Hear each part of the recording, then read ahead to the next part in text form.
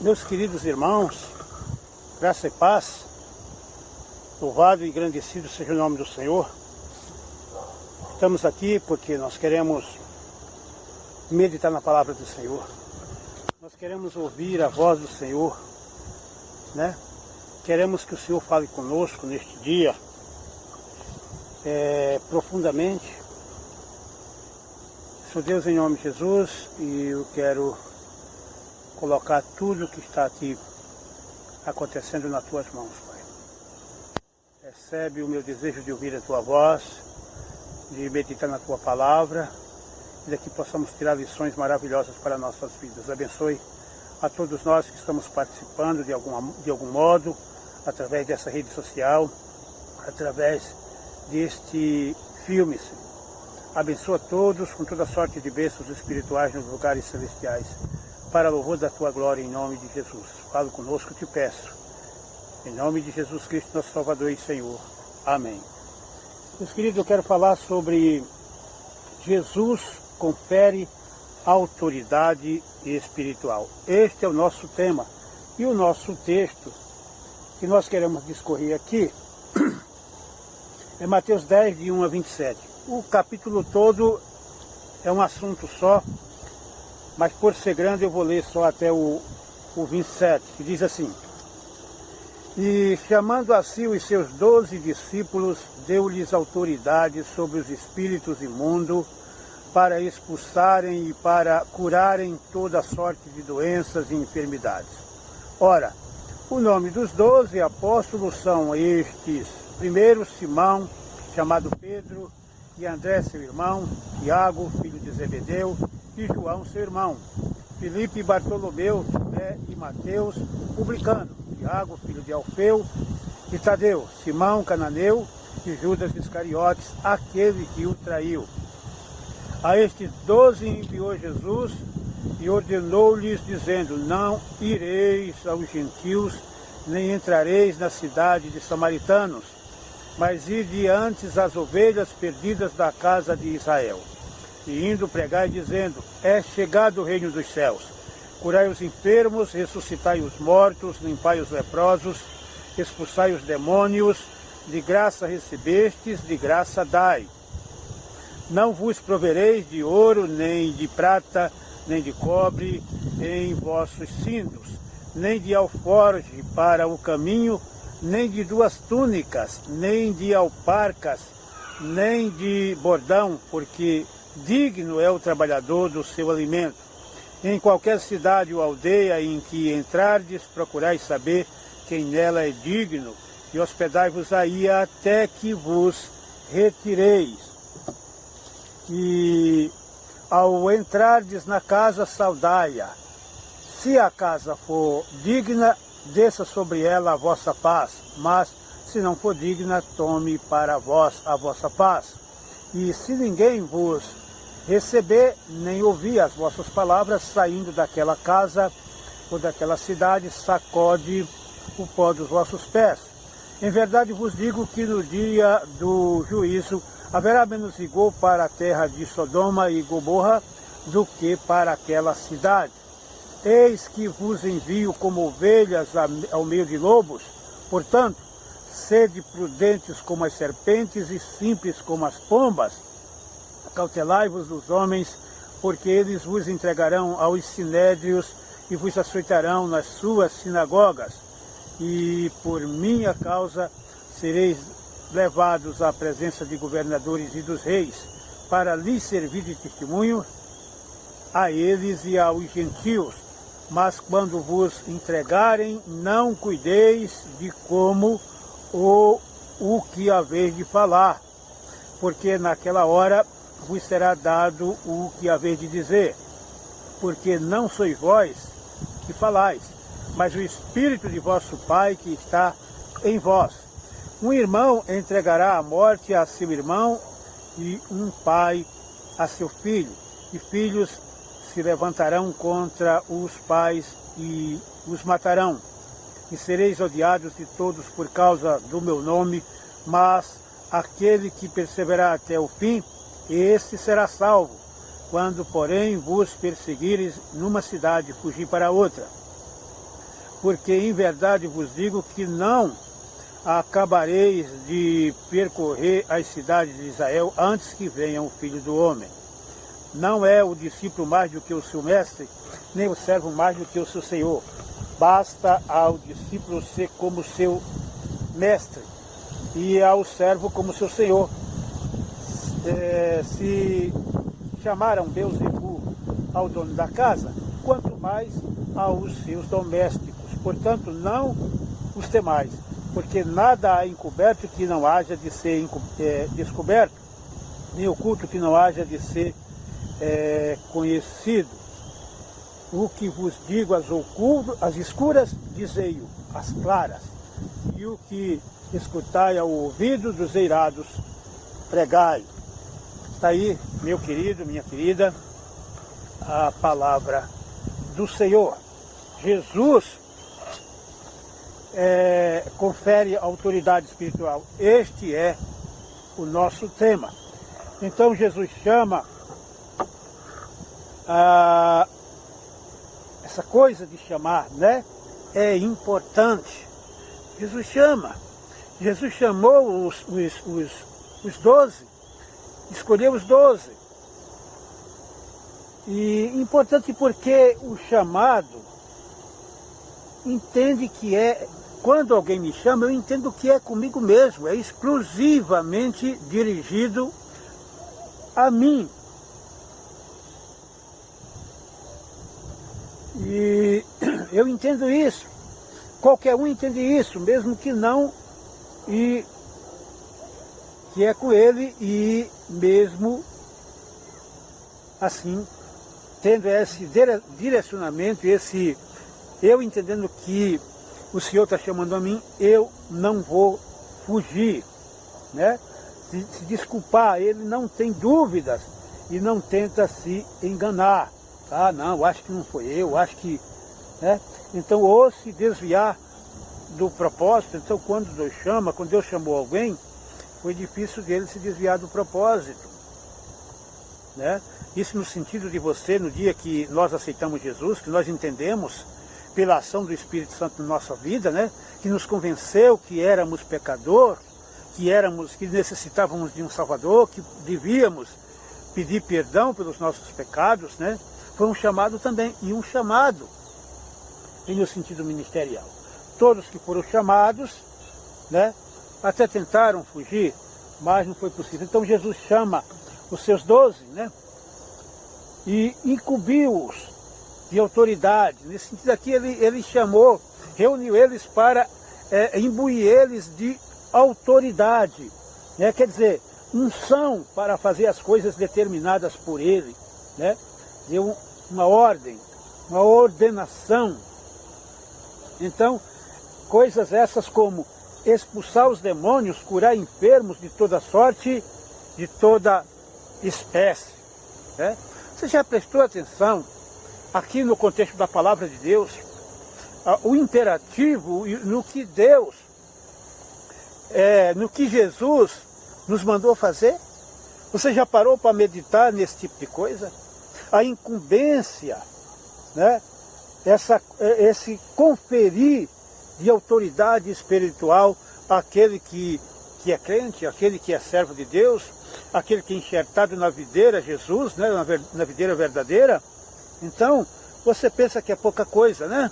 Nós vimos aí no texto. Então, Jesus chama esses 12 e dá essas prerrogativas, esse imperativo. O que esse salvo deve fazer na vivência cristã? Então está aqui. E diante disso, né, diante deste contexto, nós vemos aqui, em primeiro lugar, Jerusalém, do verso 5 ao 7. Né? A estes 12 enviou Jesus e ordenou-lhes, dizendo: não ireis aos gentios, né? Nem entrareis em cidade de samaritanos, mas ide antes as ovelhas perdidas da casa de Israel. e indo pregar e dizendo, é chegado o reino de Deus. Olha a incumbência, né? Como diz Atos 1:8, né? Que receberemos a virtude do Espírito Santo para sermos testemunhas, tanto em Jerusalém. Esse foco, esse epicentro começa em Jerusalém. E eu sei que em Atos dos Apóstolos manda você sair de Jerusalém, passar por Samaria, né, Judéia, e ir até os confins da terra, mas essa ordem aqui foi para fazer a obra em Jerusalém, na cidade onde a igreja estava inserida, primeiro em Jerusalém.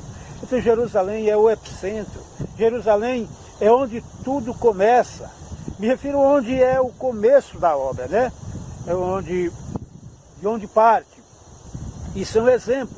Onde está a base, o quartel, o comando? Onde é o seu Jerusalém? Onde é a sua cidade? Aí é a sua Jerusalém. A sua cidade, a sua urbanização, o seu local.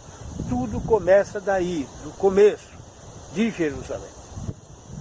Então, meus queridos, o que se deve dizer? O verso 7 nos responde.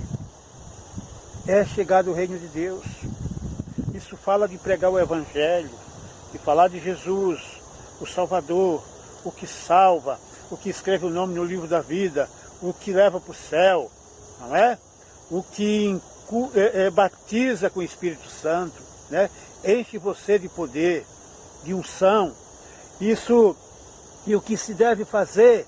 O verso 8, curar os enfermos, olha aí, ressuscitar os mortos, limpar os leprosos e expulsar os demônios.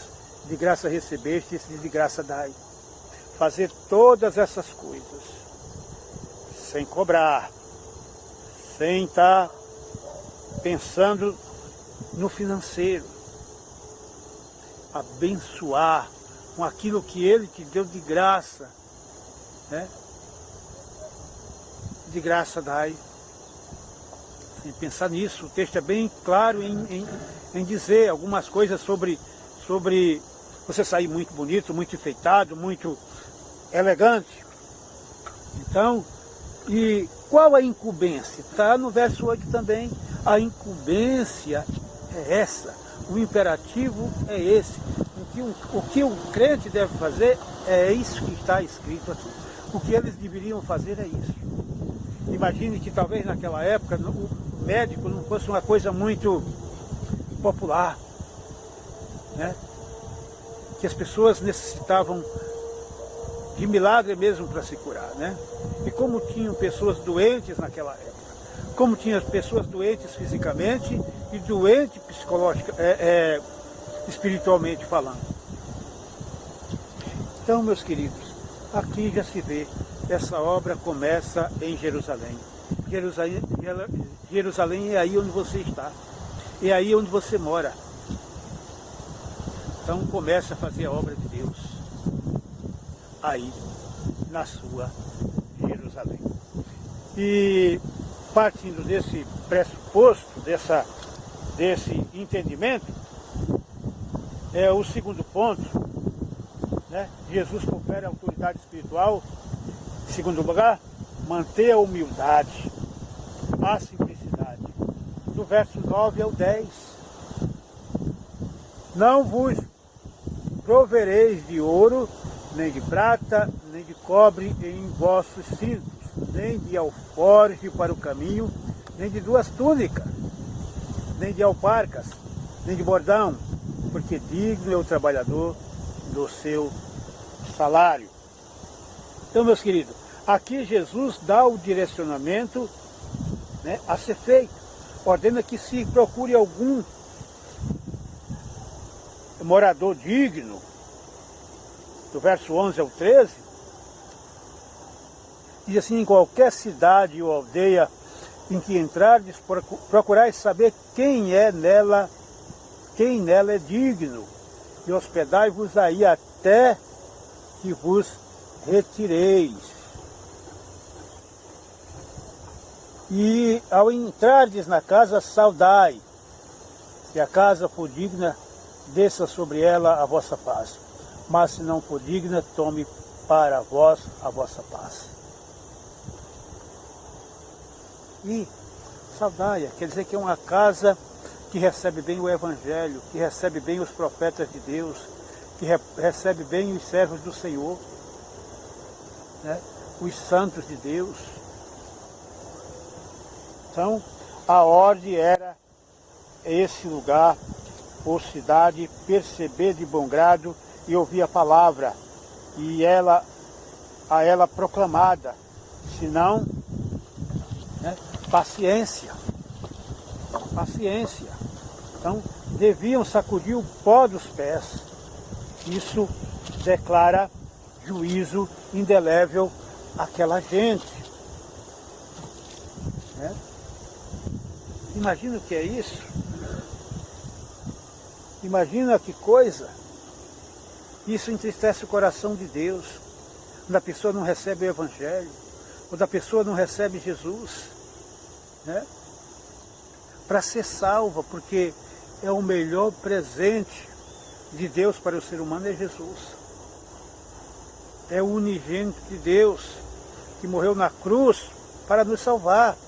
Ele morreu na cruz no meu lugar, no seu lugar, no lugar dos pecadores, no lugar de Barrabás, o símbolo do pecado, onde ele não tinha pecado.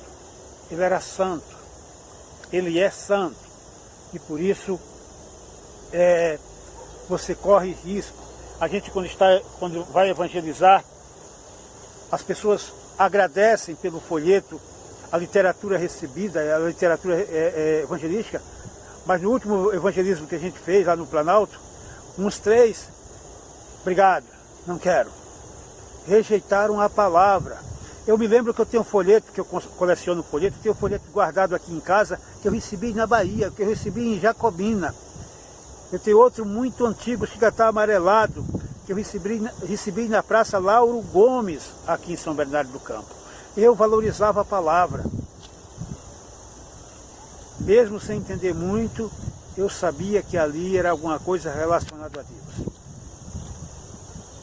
Mas as pessoas, você vê as pessoas no momento em que recebem o folheto, dobrarem, amassarem e jogarem fora. Eu já vi um que dobrou um folheto que falava sobre o nome de Jesus, no ponto de ônibus ele dobrou, fez um quadradinho desse tamanho assim, e jogou no chão.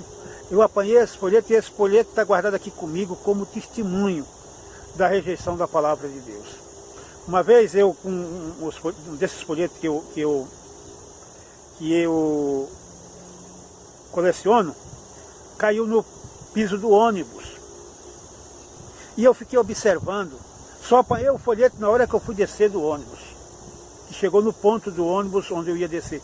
Porque eu queria ver se alguém ia apanhar aquele folheto. E ninguém apanhou. E eu falando assim, já pensou? Se fosse uma nota de 10 reais, de 5 reais, de 2 reais, alguém tinha apanhado. Mas a palavra de Deus, que vale mais do que essas coisas, ninguém apanhou. E na descida eu peguei o folheto. Eu ando nas ruas, onde alguém evangelizou, que eu acho o folheto, eu apanho o folheto. Eu leio o folheto, porque a palavra de Deus é edificação para a minha vida. As pessoas nem olham, jogam fora, não valorizam o passaporte que pode direcionar o caminho, mostrar o caminho que ele vai ao céu, que o levará ao céu. Então, valorize a palavra de Deus. Aprenda a valorizar a palavra de Deus. A palavra de Deus é de grande importância.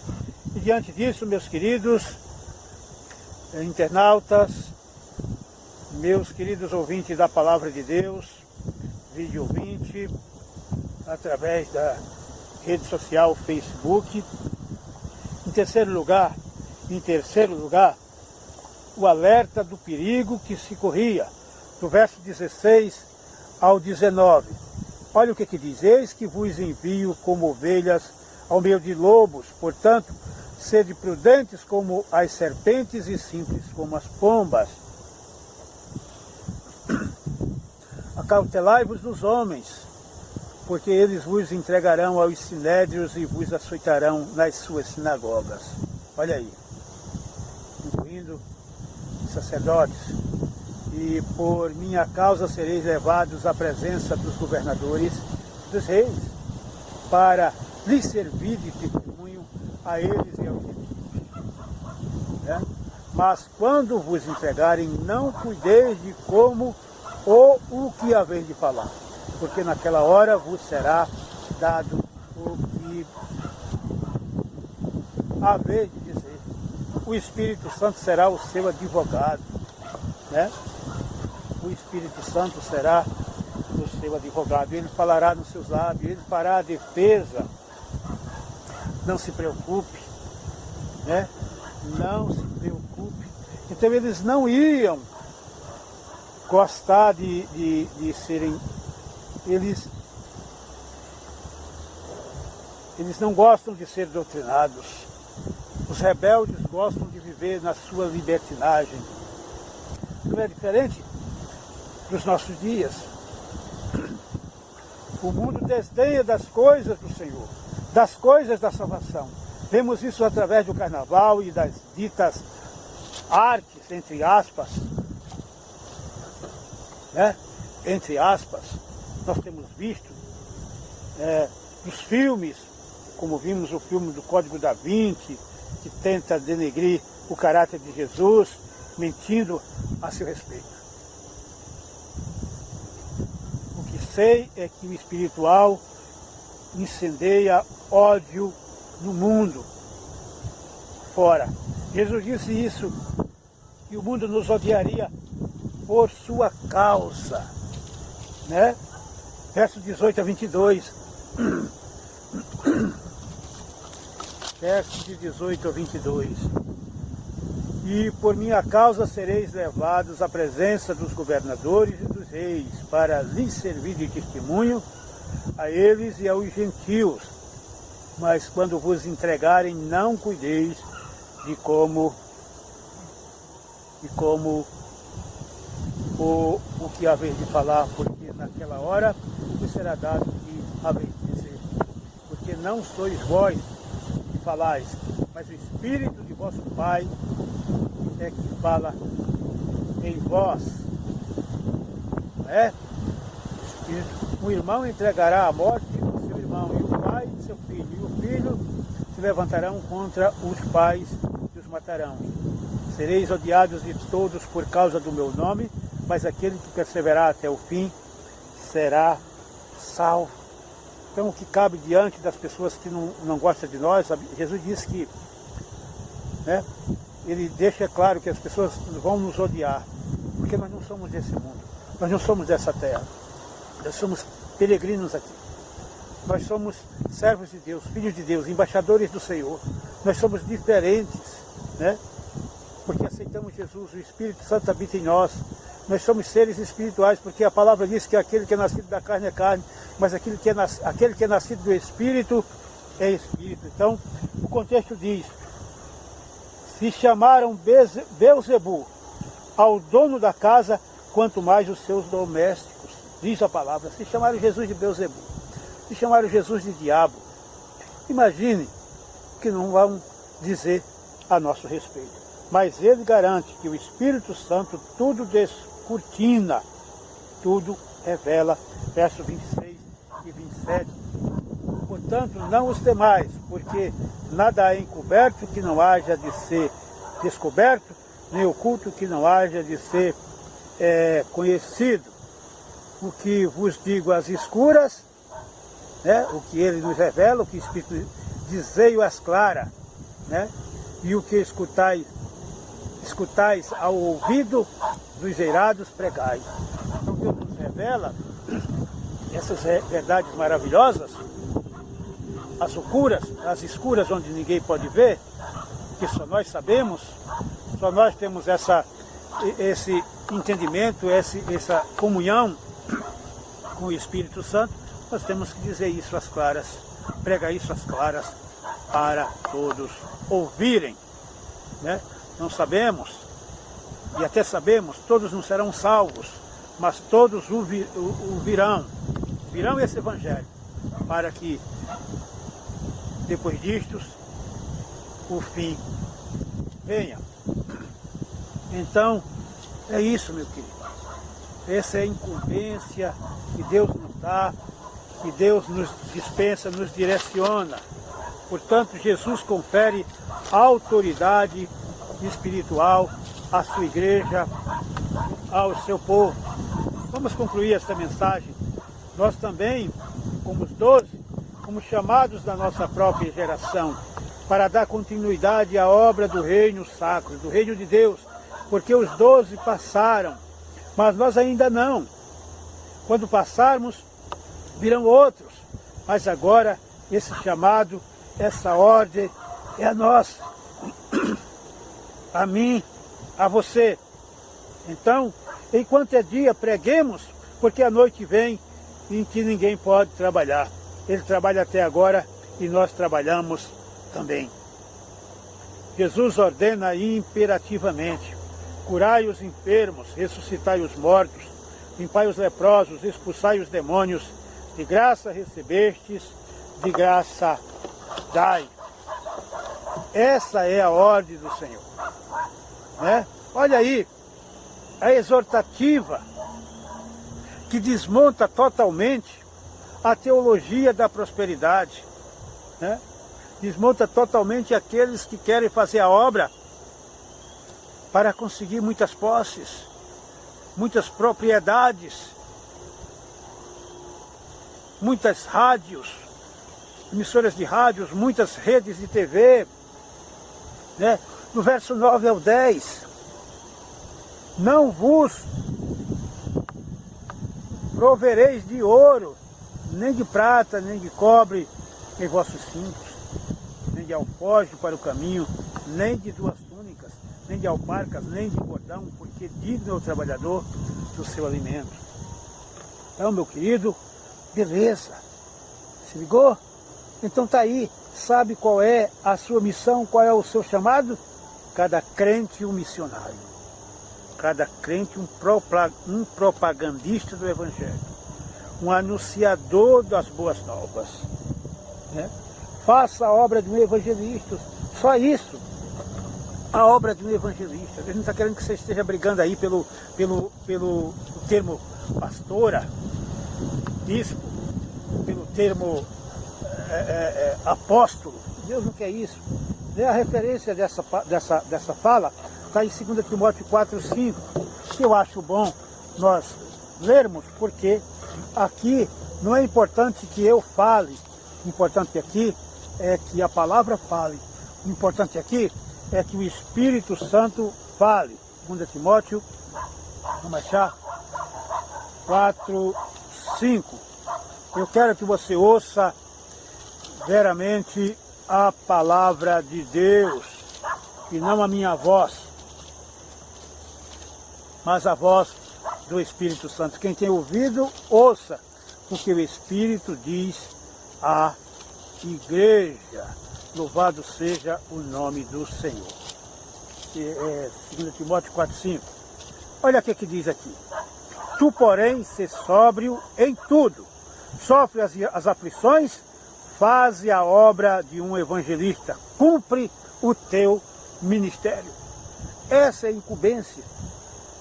Eu vi um homem que foi um pastor excepcional, que cumpriu o seu chamado gloriosamente. Ele não usou nem o termo pastor, poderia usar, porque a Bíblia manda que os seus pregadores sejam chamados de pastor.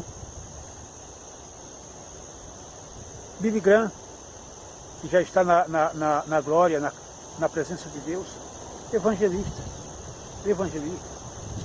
Reinaldo Bonk, evangelista. Os caras que faziam uma obra que você não viu ninguém mais fazer, né? Louvado e engrandecido seja o nome do Senhor. Então está aqui.